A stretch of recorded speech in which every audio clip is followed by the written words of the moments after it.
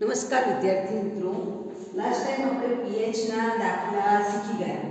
હવે આજે આપણે પીએચના એવા પણ દાખલા જોઈશું કે જેમાં તમને એચ પ્લસ આયનની સાંદ્રતા ન આપી હોય, એટલે કે એચ પ્લસ આયનની સાંદ્રતા મોલારિટીમાં શોધવાની હોય એવા દાખલા પણ જોઈશું. અને નવો ટોપિક જોઈશું, નિર્બળ એસિડનો વિયોજન અચળાંક પણ કહેવાય, આયનિક અચળાંક પણ કહેવાય. બરાબર, જેમ એચ આયનની સાંદ્રતાને આપણે એચ પ્લસ આયન કહીએ છીએ, બરાબર, પાણીનો આયનિક ગુણાકારને KW કહીએ છીએ, તેમ નિર્બળ એસિડનો છે તેનો આયનિક અચળાંકને શું કહેવાય? Ka કહેવાય.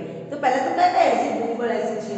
તો ફોર્મિક એસિડ, જે કીડીઓની અંદર જોવા મળે, મતલબ કે કીડી છે મધમાખીના ડંખમાં ફોર્મિક એસિડ, ત્યાર પછી એસિટિક એસિડ, ત્યાર પછી છે HF, HClO, આ બધા કેવા કહેવાય? નિર્બળ એસિડ. HCl આ પણ નિર્બળ એસિડ છે. તમારી ચોપડીમાં ઘણા બધા નિર્બળ એસિડના નામ આપેલા છે. નાઇટ્રસ એસિડ HNO2, નાઇટ્રિક નહીં હા, HNO3 એ પ્રબળ એસિડ છે, યાદ રાખજો.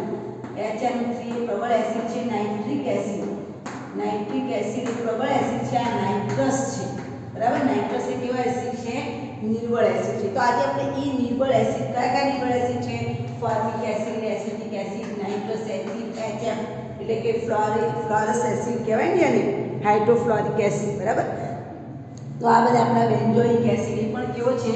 નિર્બળ એસિડ છે, રાઈટ. હવે આપણે આ નિર્બળ એસિડના વિયોજન અચળાંકનું સૂત્ર મેળવતા શીખીએ. તો પહેલા આપણે નિર્બળ એસિડ લખીશું. સૂત્ર તારવા પૂછાય છે પરીક્ષામાં, એટલે નિર્બળ એસિડ મેળવશું એસિટિક એસિડ, બરાબર, વત્તા એનું પાણી આયનીકરણ કરવાનું છે, પાણી નામની જરૂર પડશે. એસિડ છે તે H+ આયન સ્વીકાર આપી દેશે, દાન કરશે, એટલે અહીંયા બનશે H3. આ એના H+ આયનનું દાન આને આપશે, એટલે H3O+ વત્તા CH3COO માઈનસ. આ સંતુલન સ્થપાયેલું છે. સંતુલન વખતના જે અચળાંક છે એને શું કહેવાય? Ke કહેવાય, ઇક્વિલિબલ કોન્સ્ટન્ટ. E મતલબ ઇક્વલ, ઇક્વિલિબલ એટલે સંતુલન સમયનો અચળાંક બરાબર H3O+ આયનની સાંદ્રતા, CH3 નિપજોના મોલ માઈનસ પ્રક્રિયકોના મોલ, નિપજો માઈનસ પ્રક્રિયકો, CH3COOH છેદમાં H2O. હવે આ H2O ને આપણે આની સાથે ગુણી કાઢીશું, Ke ગુણ્યા H2, કારણ કે મારે આયનિક અચળાંક મેળવવાનું છે. તો H3O+ CH3COO માઈનસ છેદમાં CH3COOH, બરાબર. હવે આની જગ્યાએ મારે શું સૂત્ર આવશે? Ke બરાબર H3O+ છેદમાં CH3COO માઈનસ છેદમાં છે CH3COOH. હવે મારે આનું સૂત્ર મેળવવું છે. આ Ke બરાબર છે. હવે મારે આનું સૂત્ર મેળવવું છે, બરાબર. તો સૂત્ર મેળવવા માટે માની લો કે આવું જે વિયોજન આપેલું છે આપણને દેખાય છે બેટા, H2O માંથી મળે છે H3O+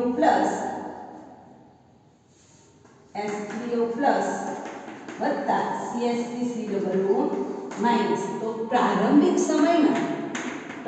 સમયમાં ખાલી કોની સાંદ્રતા છે? એસિટિક એસિડની સાંદ્રતા છે, બરાબર. C સમજાય છે? પ્રારંભિક સાંદ્રતા છે કોની?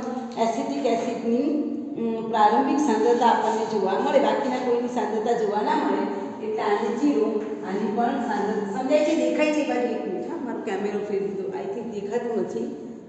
ઓકે, યસ, બરાબર. ચલો, હવે આપણે આ સૂત્રમાં મારે કિંમત મૂકવાની છે. કિંમત મૂકવા માટે મારે શું કરવું પડશે? જે સમીકરણ મેં અહીંયા લખ્યું છે એને હું અહીંયા લખું છું. પ્રારંભિક સાંદ્રતા માત્ર કોની છે? એસિટિક એસિડની. પ્રક્રિયકની સાંદ્રતા નિપજો મળી નથી. પછી માની લો કે થોડાક સમય પછી આયનીકરણ થાય છે, એટલે આયનીકરણ થયા પછીનો જે મળે ને એને આયનીકરણ અંશ કહેવાય. તો માની લો કે આયનીકરણ અંશને હું આલ્ફા કહું. તો થોડાક સમય પછી આયનીકરણ અંશ શું મળશે? તો કે 1 માઈનસ આલ્ફા. અમુક ટકા કેવો થઈ જશે? વપરાઈ જશે. સમજાય છે? આયનીકરણ અંશ આલ્ફા હું કહું તો તમે આ જે તમે પ્રક્રિયા શરૂ કરી એને 1 કલાક પછી જોશો તો આમાંથી ઘણી બધી સાંદ્રતા વપરાઈ જશે. તો આને 1 માઈનસ આલ્ફા કહો તો સામે એકથી આલ્ફા બની હશે. આયનીકરણ અહીંયાથી જેટલું આયનીકરણ બાદ થયું હશે એટલું સામે, ધારો કે મારી 10% નિપજ બની, 10% પ્રક્રિયકો વપરાણા, તો સામે 10% નિપજ બની, એટલે અહીંયા વપરાયા છે 1 માઈનસ આલ્ફા, અહીંયા બન્યા છે એટલે આલ્ફા નિપજમાં બન્યું. પછી સંતુલન સમયે સાંદ્રતા લખી દઈએ. તો સંતુલન સમયે જે સાંદ્રતા લખાશે એ સંતુલન સમયની સાંદ્રતાને આપણે સી વડે કોઈ આપણે જે સંતુલન સમય સાંદ્રતા કેટલી આપી છે સી છે તો 1 - alpha into C alpha into C into alpha into C એટલે હવે અહીંયા આ જે કિંમત છે S3 પ્લસ I મને કેટલી મળી આલ્ફા ઇન્ટુ સી અહીંયા મૂકું છું આલ્ફા ઇન્ટુ સી ગુણ્યા CS3C ડબલ માઇનસ C ની કિંમત તો મને કેટલી મળી આલ્ફા ઇન્ટુ સી છેદમાં કોને આપેલી છે આપણને CS3C double wet CS3C double wet ની કિંમત મને કેટલી મળી 1 - આલ્ફા ઇન્ટુ સી મળી રાઈટ ખ્યાલ આવે છે તો અહીંયા હું k બરાબર શું લખીશ આલ્ફા સી ગુણ્યા alpha C 1 - alpha into C છે આલ્ફા સી એટલે આલ્ફા સ્ક્વેર સી નો સ્ક્વેર એક સી જતો રહે એટલે સૂત્રમાં શું વધે k બરાબર આલ્ફા સ્ક્વેર સી 1 - આલ્ફા તો આ તમારું સૂત્ર થઈ ગયું જે આલ્ફા એ શું છે આયનીકરણ અંશ છે બરાબર અને આલ્ફા તમે આ રીતે પ્રક્રિયામાં શોધી શકો અથવા તો તમે દાખલામાં આપેલો હોય તો નિર્બળ એસિડના આયનિક રચના કે એનું મૂલ્ય શું થાય છે આલ્ફા સ્ક્વેર સી 1 - આલ્ફા હવે જો અમે જો અહીંયા કે છે ને કે આપ્યું છે કે આપ્યું છે તો કે કોની પર આધારિત છે S3 I તો જેમ S3 I ની સાંદ્રતા વધે જેમ S3 I ની સાંદ્રતા વધે અથવા તો જેમ કે નું મૂલ્ય વધે તે કેવો એસિડ બને પ્રબળ એસિડ બને સમચાલનમાં છે જુઓ કે સામે S3 કેવું છે અંશમાં છે તો S3 વધે તો કે નું મૂલ્ય વધે S3 ઘટે લખ્યું જેમ S3 I ની સાંદ્રતા વધે તેમ એસિડની પ્રબળતા વધે જેમ S3 I ની સાંદ્રતા ઘટે તેમ શું થાય કે નું મૂલ્ય ઘટે કે નું મૂલ્ય ઘટે તો એ કેવો એસિડ બને નિર્બળ એસિડ બને એસિડની પ્રબળતામાં શું થાય ઘટાડો થાય ક્લિયર ફરીથી એક વખત સમજાવી દઉં છું મેં તમારી સામે નિર્બળ એસિડ લીધો છે એસિટિક એસિડ રાઈટ એનું વિડિયો આવી રીતે આયનીકરણ થાય છે સંતુલન સમય છે એટલે કે ઇક્વિલિબલ એટલે સંતુલન સમયનો અચળાંક બરાબર નિપજોના મૂળ ભાગ્યા પ્રક્રિયકોનો મૂળ ત્યાર પછી જે પાણીનો અણુ છે એને આપણે ઇક્વિલિબલ કોન્સ્ટન્ટ વડે કહીશું એટલે એનું રૂપાંતર શેમાં થઈ જશે કે માં કારણ કે આપણે એસિડનું શોધવાનું છે એટલે કે લખાય એ એટલે એસિડનું વિયોજન અચળાંક પર S3 ગુણ્યા CS3C ડબલ માઈનસ છેદમાં CS3C ડબલ હોય છે હવે મારે એની કિંમત શોધવાની છે તો વળી પાછું આ સમીકરણ લખીશું એસિટિક એસિડનું આયનીકરણ થઈને S3 CS3C ડબલ માઈનસ મળી શરૂઆતમાં ખાલી પ્રક્રિયકોની સાંદ્રતા છે નિપજોની સાંદ્રતા નથી પણ તમે 1 કલાક પછી પ્રક્રિયાને જુઓ છો તો એમાં આલ્ફા અણુઓ બની ગયા છે તો આના આલ્ફા વપરાઈ ગયા છે 10% નિપજ બની ગઈ છે તો પ્રક્રિયકોમાં 10% વપરાઈ ગયા છે 1 - આલ્ફા અહીંયા આલ્ફા લખીશું હવે સાંદ્રતા સાથે આને ગુણીએ તો 1 - આલ્ફા ઇન્ટુ સી અહીંયા આલ્ફા સી એટલે સાંદ્રતા વડે આની મેં ગુણેલા છે હવે હું સૂત્રમાં કિંમત મૂકું કે એના સૂત્રમાં S3 ની કિંમત આલ્ફા સી CS3C ની પણ આલ્ફા સી તો આલ્ફા સ્ક્વેર સી 1 - આલ્ફા થશે બરાબર સી ઉડી જશે તો કે ની વેલ્યુ કેટલી આવશે આલ્ફા સ્ક્વેર સી 1 - આલ્ફા અને આ સૂત્રમાં તમે જોઈ શકો છો જેમ H I ની સાંદ્રતા વધે એટલે કે જેમ કે નું મૂલ્ય વધે એમને કેવો એસિડ કહેવાય પ્રબળ એસિડ કહેવાય છે જેટલો વધારે અને કે નું મૂલ્ય કેવું છે પરિમાણ રહિત છે અને કોઈ એકમ નથી અને કોઈ એકમ ના હોય અને બધી સ્પીસીસ માટે પ્રમાણિત અવસ્થામાં એની સાંદ્રતા કેટલી લેવામાં આવે છે 1 મોલર સાંદ્રતા એ ગણવામાં આવે છે અને આ નિર્બળ એસિડના કે નું મૂલ્ય આપણે શોધી શકીએ છીએ એના પછી તમને કંઈક કે બરાબર આવું થાય તો પીકે બરાબર શું થાય સાહેબ મને કહો પીકે એટલે શું જેમ H આયન છે તો એના પરથી મને pH મળે બરાબર OH આયન છે તો એના પરથી મને POH મળે તો સ્વાભાવિક છે કે કે હોય તેના પરથી તમને શું મળશે પીકે શોધી શકાય તો તમે કે માંથી પીકે કરો તો શું કરાય તો પીકે બરાબર સૂત્ર આવે -log k બરાબર સમજાય છે પીકે બરાબર દાખલા તમારા પૂછાય તો શું આવે -log k આવશે સમજાય છે બેટા ઓકે ચાલો -log k આવશે ચાલો હવે આના પરથી આપણે દાખલો ગણીએ કે ધારો કે કોઈ એસિડ છે માની લો કે તમને હવે ધારો કે આનો ઉપયોગ કરે હવે પહેલા આપણે છે ને બંનેના સૂત્ર મેળવીએ પછી એના દાખલા જોઈએ એના પછી તમને એક દાખલો આપેલો છે 7.18 એ કેવી રીતે ગણવાનું હું તમને સમજાવું છું બરાબર 7.18 નંબરનો દાખલો આપ્યો છે ને આપણે ગણીએ છીએ એના પહેલા આપણે નિર્બળ બેઝ છે એનો પણ આયનીકરણ અચળાંક શોધી કાઢીએ. 7.11.4 નિર્બળ બેઝનો આયનીકરણ અચળાંક. હવે નિર્બળ બેઝનો આયનીકરણ અચળાંક છે બેઝ માટે શું આવે Kb. જો K હોય એટલે Kw એટલે પાણી, W એટલે વોટર. પાણીનો આયનિક અચળાંક કહેવાય, નિક અચળાંક કહેવાય, બરાબર. એવી રીતે K એટલે કોનો એસિડનો આયનીકરણ અચળાંક, Kb એટલે નિર્બળ બેઝનો આયનીકરણ અચળાંક. હા, હવે નિર્બળ બેઝ કયા છે તો એમોનિયા નિર્બળ બેઝ છે, ઉપરાંત તમારી ચોપડીમાં ટ્રાઇથાઇલેમાઇન આપેલું છે, ફિનાઇન આપેલું છે, પિરિડીન આપેલું છે, એનિલીન અને યુરિયા. આ બેમાંથી એક પરીક્ષામાં નામ આવે તો યાદ રાખવાનું એનિલીન, યુરિયા, એમોનિયા આ બધા કેવા કહેવાય? યસ, નિર્બળ બેઝ કહેવાય, રાઈટ. તો આપણે નિર્બળ બેઝ ઉદાહરણ નિર્બળ બેઝ તરીકે હું લઉં છું NH4 એમોનિયમ હાઇડ્રોક્સાઇડ, બરાબર. આ એમોનિયમ હાઇડ્રોક્સાઇડ છે પણ આપણો કેવો છે? નિર્બળ બેઝ. તમે એને NH3 પણ લઈ શકો. તો એનું જ્યારે જળ વિભાજન કરાવું તો તમને ખબર છે બેઝ શું કરે? યસ, આનો H+ આયન લઈ લે એટલે આમાંથી આપણને શું મળે? ઓકે, OH- આયન રિપ્લેસ થાય NH4 પ્લસ આપણે એમોનિયા લઈએ, એમોનિયા નિર્બળ બેઝ વત્તા H2O, બરાબર ને. સંતુલન અચળાંકમાં આ શું કરશે? આનો આ H+ આપે છે એટલે આ એસિડ હશે અને આ કેવો બનશે? બેઝ, નિર્બળ બેઝ છે એટલે NH4 પ્લસ વત્તા OH માઇનસ. ચાલો, બરાબર, સમજ પડે છે ને? ઓકે. હવે ઇક્વિલિબ્રિયમ એટલે સંતુલન સમયનો અચળાંક બરાબર નિપજોના મૂળ NH4 પ્લસ OH માઇનસ છેદમાં પ્રક્રિયકોના મૂળ NH3 * H2O. હવે મારે સૂત્રમાં H2O ને કોના સાથે ગુણવાનું છે? Ke સાથે. Ke * H2O it is NH4 plus OH minus છેદમાં NH3, રાઈટ. તો આની જગ્યાએ હવે આપણે શું આવશે? નિર્બળ બેઝ છે એટલે Kb સિમ્બોલ લખીશું. તો Kb બરાબર સૂત્ર આવ્યું NH4 પ્લસ OH માઇનસ છેદમાં NH3. હવે આપણે આની કિંમતો મૂકીશું, બરાબર. એના માટે ફરી પાછું સમીકરણ લખું છું NH3 વત્તા H2O it is NH4 plus વત્તા OH માઇનસ. ટાઈમ કન્ડિશન શરૂઆતની અંદર ખાલી સાંદ્રતા હશે એમોનિયાની, કેટલી હશે? C જેટલી સાંદ્રતા. પાણીની સાંદ્રતા નથી એટલે 0. એ વખતે નિપજો બનેલી નથી એટલે પણ 0. આયનીકરણ અંશને આપણે આલ્ફા કહીએ તો આયનીકરણ પછી અહીંયા કેટલા બગડે ગયા છે? 1 - આલ્ફા. અહીંયા કેટલા બન્યા છે? Alpha into alpha. સેમ નિર્બળ બેઝ જેવું જ, નિર્બળ એસિડ જેવું જ. સંતુલન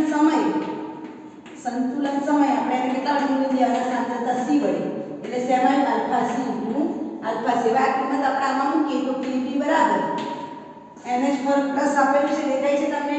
તેની જગ્યાએ શું લખ્યું? Alpha C. OH માઇનસમાં પણ શું આવશે? Alpha C. નીચે આવશે 1 - આલ્ફા ઇન્ટુ C. C જતા રહે તો Kb નું સૂત્ર પણ શું આવે? Alpha square C 1 - alpha. લખી દેજો. બંને સૂત્ર તારવાના પરીક્ષામાં તમને પૂછાય છે. બંનેનું સેમ સૂત્ર આવશે કે A બરાબર alpha square C 1 - alpha. Kb બરાબર પણ આલ્ફા સ્ક્વેર C 1 - આલ્ફા થશે. બંનેનું સૂત્ર કેવું આવશે? સેમ આવશે. અને એના પરથી જ્યારે આપણે pH ના દાખલા શોધવાના હોય છે ત્યારે ખ્યાલ આવી ગયો? તો આ થઈ ગયું તમારું નિર્બળ બેઝનું સૂત્ર. હવે આ બંનેનો સંબંધ તમને પૂછાય છે કે A અને Kb વચ્ચેનો સંબંધ પ્રસ્થાપિત કરો. એના પછી આપણે એના દાખલા જોઈશું, બરાબર. K અને Kb વચ્ચેનો સંબંધ પ્રસ્થાપિત કરવાનો છે તો અહીંયા K અને Kb વચ્ચેનો સંબંધ પ્રસ્થાપિત કરો. પ્રશ્ન કેમ આવી રીતે આપેલો છે? કારણ કે અંતે આપણને ખબર પડશે કે પ્રક્રિયા દરમિયાન જેટલી પણ પ્રક્રિયાઓ થઈ છે એના વ્યક્તિગત સંતુલન અચળાંકનો જે ગુણાકાર છે એ હંમેશા પાણીના આયોનિક ગુણાકાર જેટલો જ મળે એવું આપણે સાબિત કરવાનું છે. તો હું અહીંયા એક પ્રક્રિયા લખું છું NH4 પ્લસ વત્તા H2O. જોજો આ પોતે H+ આયન આપશે આને, રાઈટ. એટલે અહીંયા બન્યું H3O પ્લસ વત્તા NH3 વત્તા H3 H3O પ્લસ આને એક H પ્લસ આયન આપી દીધો છે એટલે અહીંયા મારો આ પદાર્થ કેવો છે એસિડ છે હા ચાલો કે બરાબર NH3 H3O પ્લસ નિપજોના મોલ ભાગ્યા પ્રક્રિયકોના મોલ NH4 પ્લસ અને H2O હવે H2 અહીંયા જશે કે ગુણ્યા H2O બરાબર NH3 H3O પ્લસ છેદમાં NH4 પ્લસ રાઈટ હવે આપણે જો અહીંયા આને H પ્લસ આયન આને આપ્યો છે એ કેવો થઈ ગયો અહીં તો અહીંયા કઈ સિમ્બોલ આવશે H પ્લસ આયન આપણે એસિડ એટલે K આવશે તો K બરાબર શું મળ્યું NH3 H3O પ્લસ છેદમાં NH4 આટલે સુધી આપણે રાખીએ છીએ બરાબર ઓકે ચાલો હવે આ બાજુ આપણે આવું સૂત્ર લખીએ NH3 વત્તા H2 એટલે પાણીનો અણુ અને H પ્લસ આપે છે સ્વીકારે છે H પ્લસ આયન સ્વીકારે છે H પ્લસ આયન આપે છે તો એસિડ છે અને અહીંયા સ્વીકારે છે તો કેવો છે 20 છે રાઈટ ચાલો હવે અહીંયા શું મળશે NH4 H પ્લસ આયન આને આપ્યો છે તો H3O પ્લસ થઈ જશે NH4 પ્લસ થશે રાઈટ તો H minus that means Ke બરાબર NH4 પ્લસ OH માઈનસ નીચે NH3 H2 પાણીનો અણુ આની સાથે જશે આમાં એટલે H પ્લસ આયન સ્વીકારી લે છે એટલે બેઝ કહેવાશે NH4 plus OH minus right આની જગ્યાએ હું લખું છું Kb બરાબર NH4 પ્લસ OH માઈનસ છેદમાં શું આવશે અહીંયા આપણે રહી ગયું છે લખવાનું શું લખવાનું રહી ગયું છે NH4 નિપજોના મોલ ભાગ્યા NH3 લખવાનું રહી ગયું ઓકે NH3 આ થઈ ગયું મારું સમીકરણ નંબર 2 હવે સમીકરણ નંબર 1 કહી દો આને હું સમીકરણ નંબર 2 કહી દો હવે સમીકરણ નંબર 1 અને 2 નો આપણે ગુણાકાર કરવાનો છે શું કરવાનો છે ગુણાકાર K ગુણ્યા Kb કરવાનું છે તો અહીંયા K ની કિંમત લખો K ની કિંમત છે NH3 H3O પ્લસ છેદમાં આપેલું છે NH4 પ્લસ આ બાજુ આપણે ગુણ્યા કરવાના છે Kb એટલે NH4 પ્લસ OH માઈનસ છેદમાં NH3 હવે ગુણાકાર કરીએ તો આ પદ ઉડી જાય NH4 પ્લસ NH4 પ્લસ ગુણ્યા અહીંયાથી શું ઉડી ગયું ગુણ્યા ગુણ્યા that means K ગુણ્યા Kb is equal to H3O plus ગુણ્યા OH માઈનસ એટલે કે પાણીનો H પ્લસ આયન અને OH માઈનસ એટલે એના બરાબર આપણે શું લખીશું Kw Kb ગુણ્યા Ka બરાબર આ પાણીનો H પ્લસ ને OH માઈનસ આયન એટલે શું કહેવાય Kw કહેવાય Kw ની વેલ્યુ કેટલી છે 1 * 10⁻14 તો સૂત્ર તમે તાળી લેજો લખી નાખો થિયરી K ગુણ્યા Kb નો ગુણાકાર હંમેશા કેટલો મળે પાણીના આયોનિક ગુણાકાર જેટલો that means તમને કોઈ પણ પ્રક્રિયાઓ આપેલી હોય એક કરતાં વધારે તો એ બધી જ પ્રક્રિયાઓના વ્યક્તિગત સંતુલન હતા પછી ભલે ને K1 હોય કે K2 હોય કે K3 હોય તો Kw બરાબર શું થાય તો K1 ગુણ્યા K2 ગુણ્યા K3 બરાબર ટૂંકમાં જેટલી બી પ્રક્રિયાઓ આપેલી છે એને સંતુલન અચળાંકનો ગુણાકાર કોના બરાબર આવશે પાણીના આયોનિક ગુણાકાર જેટલો જ થાય આની આપણે એક સાબિતી માટે પણ જોઈએ કે ધારો કે તમને તમારા ચોપડીમાં આપેલું છે માની લો કે આના K અને Kb નો ગુણાકાર જે છે ને એના માટે તમને આપેલું છે ચોપડીની અંદર કે K ની વેલ્યુ છે એ તમને આપેલી છે જુઓ 5.6 × 10⁻19 બરાબર આ વસ્તુને હું અહીંયા પણ બતાવું છું કે જે તમારી પુસ્તક છે એમાં H3 પ્લસ આયનની સાંદ્રતા પણ આપેલી છે કેટલી આપેલી છે 5.6 ગુણ્યા આપેલી છે પુસ્તકમાં જુઓ 5.6 × 10⁻10 આપેલી છે હું લખું છું બરાબર અહીંયા લખું છું ચાલો અહીંયા લખી દઈએ છે 5.6 × 10⁻10 અને OH માઈનસ આયનની સાંદ્રતા તમને આપેલી છે 1.8 × 10⁻5 આ બંનેનો ગુણાકાર કરીશું ને એટલે 10⁻14 આવશે 1 × 10⁻14 એના બરાબર શું થાય Kw that means સૂત્ર આવી K × Kb બરાબર કેટલું આવશે Kw હું લખી દઉં છું આ K ની વેલ્યુ કેટલી આવે છે 5. હા K ની વેલ્યુ કેટલી આવે છે 5.6 × 10⁻10 સમીકરણ નંબર 1 છે. અને સમીકરણ નંબર 2 માં kb ની વેલ્યુ લખે. સમીકરણ નંબર 2 છે એમાં kb ની વેલ્યુ તમારી પુસ્તકમાં કે 1.8 10⁻5 બંનેનો ગુણાકાર કરો તો 10⁻14 મળે છે. ધેટ મીન્સ કે દરેકના સંતુલન અચળાંકનો વ્યક્તિગત ગુણાકાર પાણીના આયોનિક અચળાંક જેટલું તમને મળે છે. ક્લિયર? સમજણ પડી ગઈ? ઓકે. તો આ બંને 3 થિયરી થઈ. નિર્બળ એસિડનો વિયોજન અચળાંક કે એનું સૂત્ર છે α²C1 - આલ્ફા. અગેન નિર્બળ બેઝનું છે kb બરાબર પણ સેમ સૂત્ર α²C1 - આલ્ફા. કે અને કેબી નો ગુણાકાર તમને પૂછાય જ છે. મોસ્ટ આઈપી પ્રશ્ન છે. કે કેબી વચ્ચેનો સંબંધ પ્રસ્થાપિત કરો જે આપણને કોના બરાબર મળશે? કેડબલ્યુ બરાબર મળશે. હવે માની લો કે તમને કોઈ નિર્બળ એસિડ આપેલો છે અને એની તમારે પીએચ અને પીઓએસ શોધવાની હોય તો તમે શું કરો? દાખલા તરીકે હું તમને એક એસિટિક એસિડનું ઉદાહરણ આપું છું. માની લો કે આ એસિટિક એસિડ છે એની સાંદ્રતા છે 0.1 અને એની જે કે છે એની વેલ્યુ માની લો કે તમને કે ની વેલ્યુ તમને માની લો કે આપેલી છે 1.74 × 10⁻5 આપી છે. અને તમને કે બધા જ પદાર્થો એટલે કે એનું સંતુલન અચળાંક, એની પીએચ શોધો, એનો આયનીકરણ અંશ શોધો. બરાબર? આવું તમને પૂછાય કે એની પીએચ શોધો, એના સ્ટ્રીપ. ધારો કે આમાં સવાલ પૂછાય આમાંથી મળતા H3 પ્લસ આયનની સંખ્યા શોધો, CH3 સિલ્વર O માઇનસની સાંદ્રતા શોધો, પીએચ શોધો, POH શોધો. તો આ પ્રશ્નનો ઉત્તર તમે શું આપશો? બરાબર? તો આના માટે આપણે શું કરીશું? પહેલા તો આપણે આની પર દ્રષ્ટિકોણ કરો કે આ શું છે? નિર્બળ એસિડ. તો નિર્બળ એસિડના કે નું ડાયરેક્ટ સૂત્ર શું આવશે? α²C1 - alpha. રાઈટ? ચાલો હવે મારો કે કેટલો આપેલો છે? 1.74 × 10⁻5. હવે સાંદ્રતા સી કેટલી આપેલી છે તો તમને 0.1. અહીંયા છે 1 - આલ્ફા. બરાબર? હવે આની સાથે ગુણાશે. સમજાય છે તમને? ના સમજ પડે તો પૂછી શકો. આ જે છે એ આની જોડે જશે 1.74 1 - આલ્ફા ગુણ્યા 1.74 × 10⁻5 બરાબર 0.1 આલ્ફા સ્ક્વેર. હવે આપણે આનો 1.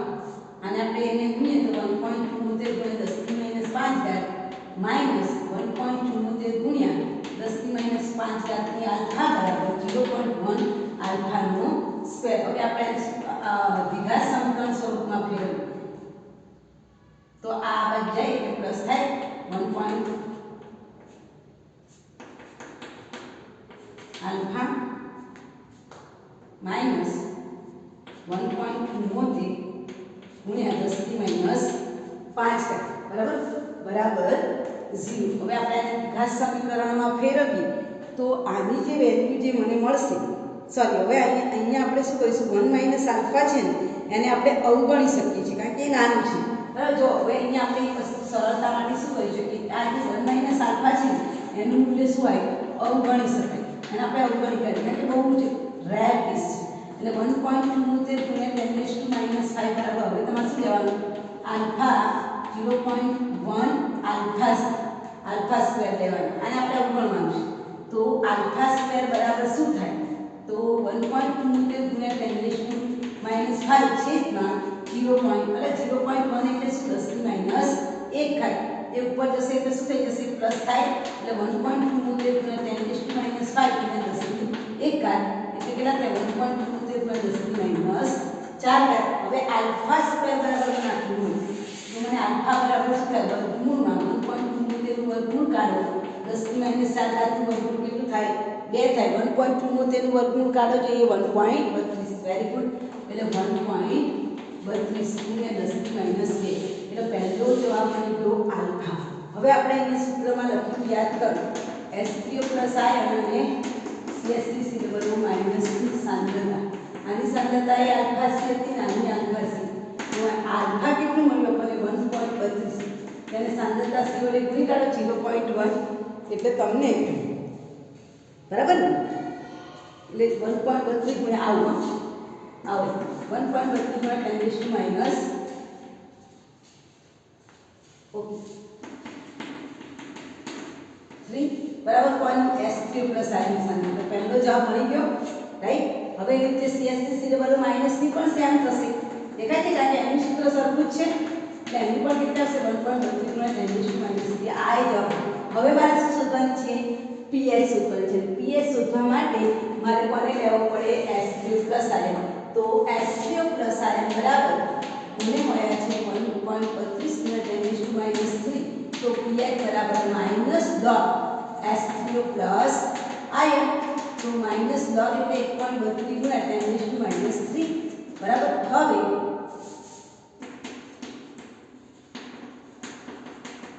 હવે મારે log જોવાનું છે 13 ની લાઈનમાં 2 log જોજો 13 ની લાઈનમાં 2 13 ની લાઈનમાં 2 નો log તમને કેટલો મળે છે 13 ની લાઈનમાં 2 જો એનો log તમને કેટલો મળે છે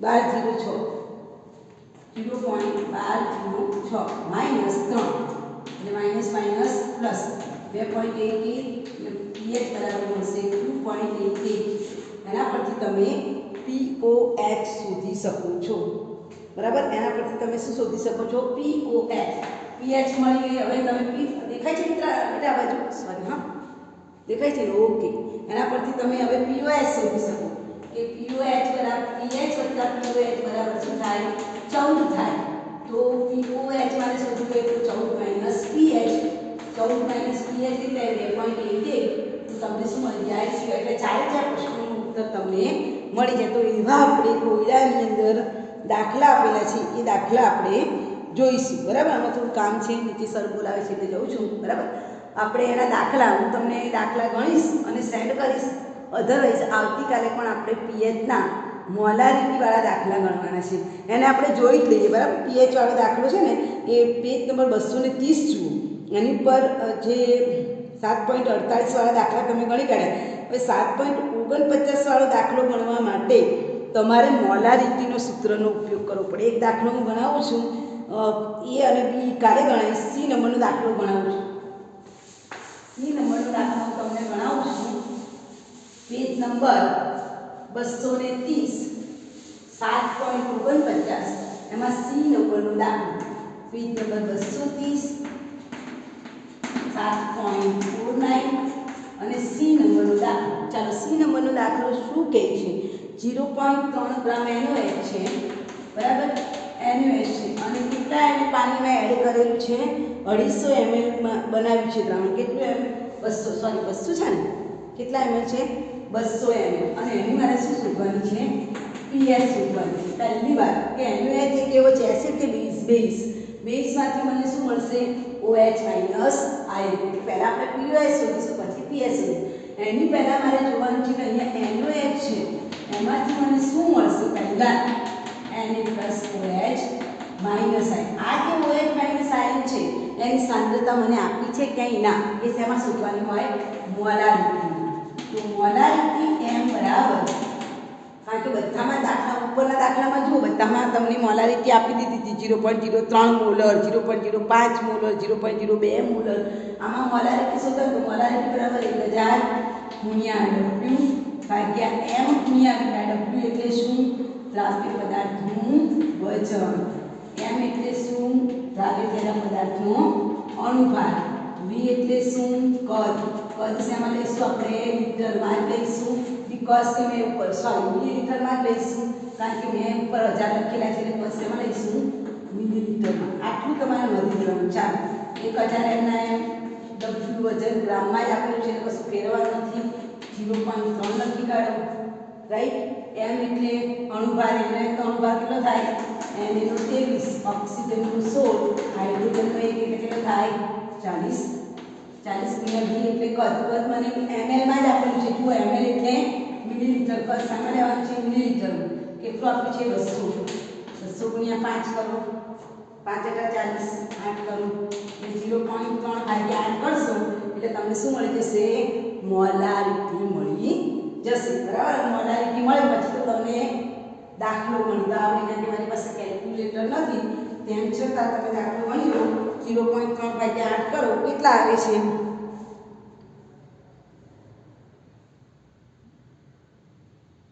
3.75 ગુણ્યા 10 ની -2 આવે છે ને? ઓકે, બરાબર.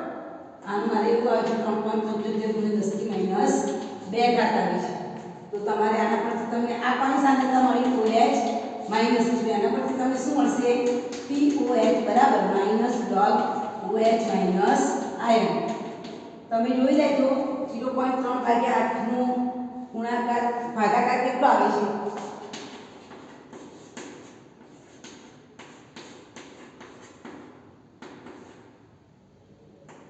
બરોબર છે 3.75 ગુણ્યા 10 -2 હોય log 3.75 ગુણ્યા 10 ની -2 ઘાત.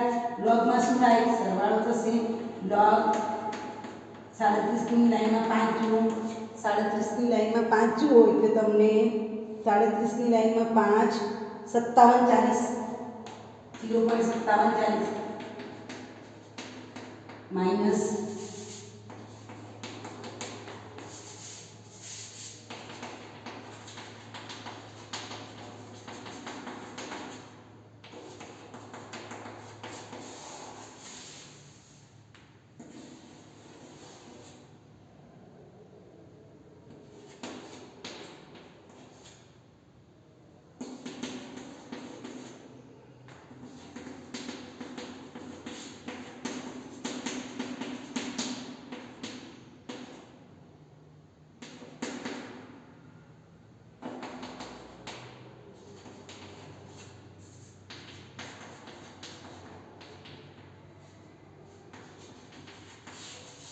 હવે PS શોધ્યું હોય તો